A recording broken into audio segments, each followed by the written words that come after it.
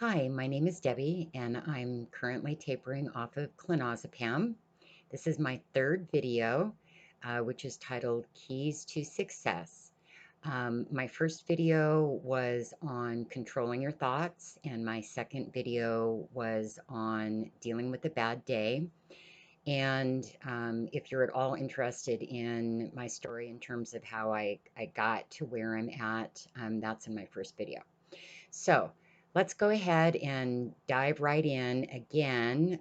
Because of my benzo brain, I'm going to have to refer to my notes throughout the video. So, first and foremost, key number one is education. I did not do a very good job with that when I first discovered the situation that I was in. Um, I read just enough to know that I needed to taper off of these drugs, but I didn't bother to read about different ways to taper or proper amounts to taper. I just kind of made up my mind on what I was going to do, which was get off of these drugs as fast as I could. So I just jumped right in and I tried tapering way too fast, and literally drove myself into the fifth ring of hell. It was awful. So I got back on the internet and really started digging deep. I did a lot of reading on benzo buddies, which, as I've mentioned before, it's a fabulous resource as long as you use it wisely, because there are a lot of horror stories on there that will scare the shit out of you. Likewise on YouTube. So as tempting, it's kind of like seeing a car wreck or a train wreck.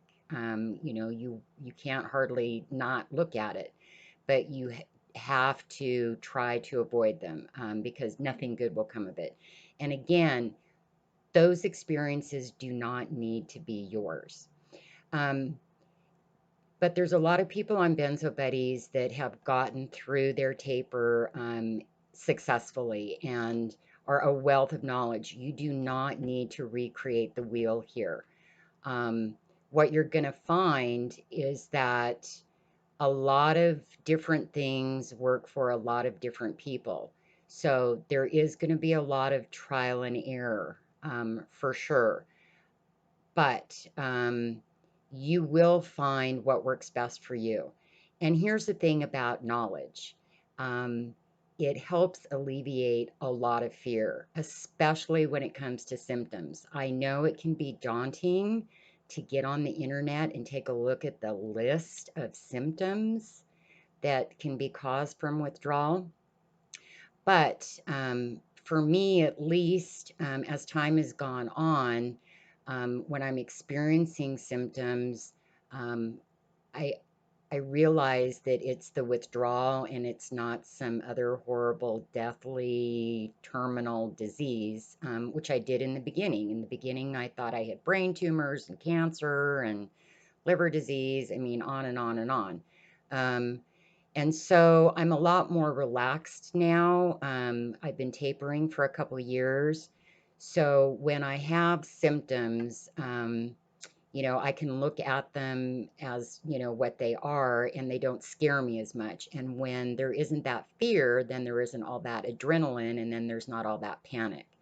Um, so again, knowledge is extremely powerful as you're starting out on your taper. So, the next most important key is a taper plan. So, I'm not going to get into details on different kinds of tapering. I'm just going to kind of give you a broad overview. So, there are people that dry cut, they get jeweler's scales, and then there's water titration. I am doing a water titration. Um, I chose a water titration because I'm doing a micro taper. And when I say micro taper, that means I'm tapering 2 to 4% a month. I'm doing that because, again, I own my own business. I'm single. It's imperative that I function and I'm able to support myself. And through trial and error, I have found that that rate um, is manageable for me. Um, in terms of water titrations, again, benzo buddies, people that have used it and gotten through their taper are a great resource. There's also great resources on YouTube on how to do a water titration. Um, Now, there are some people that use just water. There are some people that use alcohol to dissolve their pills. Some people use whole milk. Some people use propylene glycol. I've tried the alcohol and the propylene glycol. It gave me, I thought, kind of funky symptoms. So I just do water and it works fine for me. And there's some people that do their water mixture daily. I do a mixture that I can do up ahead of time and have like 5 days worth. And that works really well for me because then I just make a tiny cut every 5 days. Um, Again, a lot of trial and error on that. Um, and the most important thing that I can tell you about tapering is that you have to learn to listen to your body. Your body is not your enemy. It wants, needs, and is built for homeostasis. But it's got its own timetable and you cannot force it. In the very beginning, I did this big, elaborate spreadsheet and I had my highlighter and, I was marking off every time I made a cut. Um, but for reasons unknown to me, sometimes I can cut more, sometimes I can cut less. Sometimes I hold for a week or two or a month. Um, I just have to listen to my body. Um, and you have to remember, this is not a race. I know that it feels like you want to get off of this stuff as fast as you can. I totally get that. But my feeling, and again, just from what I've seen and read, is that people that tend to taper too fast, sure, they get off of the drugs quickly, but then they go into what's called protracted withdrawal, which is they have all these horrible symptoms for, 6, 12, 18 months or longer. So I'm hoping that by doing a really slow micro taper that I'm healing on the way down. Because it seems like the people that have micro tapered, once they step off, um, they don't have a whole bunch of withdrawal to deal with once they're finally off. But again, this is going to be a personal decision.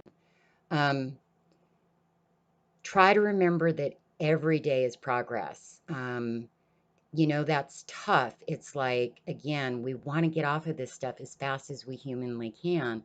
But for me, I've just really had to let go of that. So, a saying that I really like is sometimes you've got to move laterally across the mountain to get to the summit. And I have totally and completely found that to be true. And just remember, every day is progress. And look, I have had times where I've even had to updose a little bit. Uh, I just am not fighting my body anymore. I'm letting it lead my taper.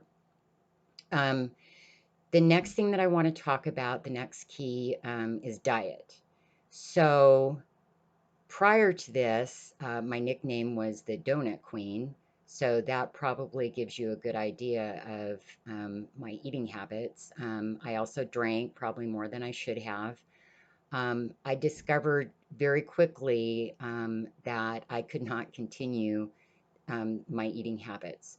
So, again, this is going to be trial and error, and everybody is different. For me, I eat primarily fish most of the time, some chicken, turkey, red meat rarely. I've cut out almost all the carbs in my diet. Um, so keto diets work really well for some people and not for others. I will tell you, sugar is probably the number one thing that you should get rid of. There's nothing good in sugar period, whether you're tapering or you're not. And it's hard. I was a carb and sugar addict. And literally, I think I went through withdrawal when I stopped both of those. I felt horrible for like a week. And then once I got past it, it was amazing how much better I actually felt. Um, so you need to experiment with that. For some people, tapering can cause some blood sugar problems. I've noticed that that's happened with me. So I try to snack, every couple hours, and that seems to help. Fasting is not a good thing. I know when you're really sick, I've had times where I have completely lost my appetite. And those are the times where you've got to find some nutritional things that you can snack on because your body needs fuel to fight this battle. In terms of supplements, again, you're going to read about a wide range of things. Prior to this, I took supplements on a fairly regular basis, but I found that I've had a really difficult time continuing to take supplements. I've because I'm really stable now. I've slowly been reintroducing supplements. So vitamin D for sure, fish oil for sure. Magnesium is really good. If you can't tolerate magnesium, even taking a bath in Epsom salts, because magnesium just helps calm you. Vitamin C is also a good mood enhancer. And then there's a whole bunch of other herbs and different things out there. I've read a lot of things that people have tried. And I'm going to tell you, in the beginning, I was so desperate that I was willing to try anything. I mean, if it was a root, I boiled it and I drank it. I mean, I was just so desperate for relief. And for me, a lot of that stuff just made it worse. Um, I tried smoking weed. I tried CBD oil. Again, it's helped some people, but not me. So again, a lot of trial and error. But I think if you can tolerate some supplements, that's probably an advantage because again, anything that we can do to support our systems and our bodies, I think is a good thing. The next key is exercise. That's a tough one. It's something that we don't even want to do when we're feeling good and we're not tapering. Um, and I know that when you feel super shitty, all you want to do is lay on the couch. I get that. I've had times where I've felt like, if I could just crawl into bed for the next year, that would be awesome. But, here's the thing, the body will atrophy if you don't move it. And because these drugs have affected our central nervous system so much, I've learned, at least for me, that if I physically overexert myself, I pay dearly for it the next day. So I really have to pace myself.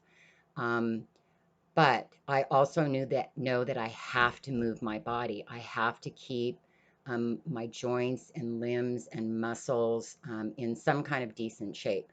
So the best advice I have is to get on YouTube, and there are some excellent videos for beginners for yoga, for qigong, which is my personal favorite, um, tai chi, and there are some that are 10 minutes long, 20 minutes long, 30 minutes long. Um, do something. Try to do something at a minimum 3 times a week. If you can do 10 minutes every day, that's awesome. But you have to move your body. If you can get outside and get some fresh air, even if it's just walking around the block or down the street. Um, it's just so crucial to move your body. Um, Productivity. Going through withdrawal is probably the anti productivity beast of all time. Because again, all we really want to do is lay on the couch or lay in bed. But as human beings, for some reason, it seems like it's built into our DNA that we need to be productive. Um, So the best advice I have is, even if it's just setting one goal a day, and that can be washing the dishes, doing a load of laundry, um, anything, but set at least one goal a day and do it, because it's amazing how that just makes you feel better. I think it also helps the more that we can do things that are normal, that are like living a normal life, because it kind of reminds our mind and our body how to be in a normal mind and body. Distraction, I talk about that, and there are some things in my first video. So you might want to go check that out if you haven't seen it. You know, the nature of these drugs is the obsessive thinking, um, and the body scanning, and nothing good comes of that. In my first video, I talk extensively about the chemicals that our brain puts out when we're thinking good thoughts. So when we're body scanning and we're obsessing about our symptoms, and we're going on and on and on in our brains about jobs we've lost, homes we've lost, bills we can't pay, relationships we've lost, the misery, the pain, the fear, the panic, the anxiety. Um, it's just a giant snowball effect. So you have to stop those thoughts. You have to find ways to distract yourself. Um, and again, I would encourage you to go take a look at my first video, because there's some good tools. Also, again, tying into the distraction is the attitude and perspective. You cannot think of yourself as a victim. Have we been victimized? Hell yes. By an ignorant, greedy pharmaceutical industry, and ignorant doctors. Um, but we cannot take on the role as a victim, because, again, that just creates this whole mental image of ourselves, and there's nothing healing about that. So you have to do everything that you can. Here's how I look at it. These drugs have created warped chemical reactions in our brain and in our bodies. And one of the ways to combat that is to create as many good chemicals as you can on your own. And that is going to come through your thoughts, your attitude, and your perspective. So again, please go watch my first video. And then the last thing that I want to talk about, which I don't feel like I emphasized nearly enough in my first video, and I cannot emphasize enough now, and that is consistency. I will tell you that I am super guilty of lacking in this one. For the first year and a half that I was tapering, I just kind of settled into like this tolerable misery. I didn't really do anything more than I felt like I really wanted to or needed to. Um, and then I just got to a point where that wasn't acceptable. And I had to ask myself the hard question, which is, am I doing everything that I can possibly do to get better, and to feel as good as I possibly can? And for me, what was really eye-opening is 4 months ago when Sandoz discontinued making their drugs, and I had to switch over to a different brand. And it took 3 different brands to finally end up on Klonopin. And it was 4 incredibly miserable months. And it just really kind of shoved me back into that deep, dark, ugly pit. And it was really at that point that I realized that that was not acceptable. And I started getting really, really serious about everything. And it's hard. It is super hard. And I have to literally force myself numerous times a day to do things that I don't want to do. But what I have truly, honestly found is that the more consistent I am, the better I actually feel. So it's working. It takes a little bit of time, but I believe that it is absolutely, positively key to this. So I have a regiment. I have a morning regiment. I have a going through my day regiment. I have an evening regiment, and then I have a go to bed regiment. Uh, and I stick to it every single day. Again, in my second video, one of the best investments I made was a Kindle, earphones, and eye shades. Because when I lay down at night, I put on sleep meditations, and those help me a lot. I use my Kindle in the morning when I'm getting ready for work, and I put on motivational videos. So I use it a lot. When I'm having a bad day, like I talked about in my second video, I lay down, I put on relaxing music, I put my earphones in and my eye shades on, and I do my visualizations, and those help a lot. So, those are what I feel like are the keys to success, at least for me. Again, it's trial and error. There's no black and white, there are no hard answers, um, but there are answers for you.